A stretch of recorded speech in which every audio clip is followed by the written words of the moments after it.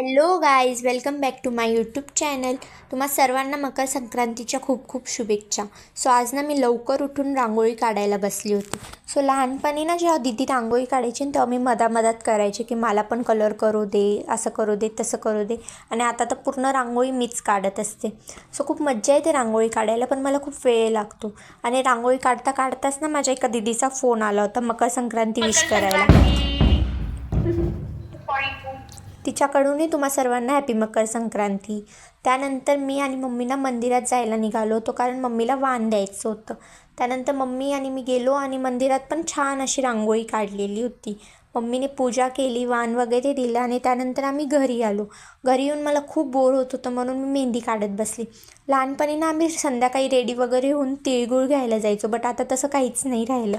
त्यानंतर संध्याकाळी ना मम्मी मला तिळगुळाच्या पोळ्या कशा करायच्या हे शिकवत होती. मी तिळगुळाच्या पोळ्या पण शिकली फायनली. असा होता माझा आजचा दिवस.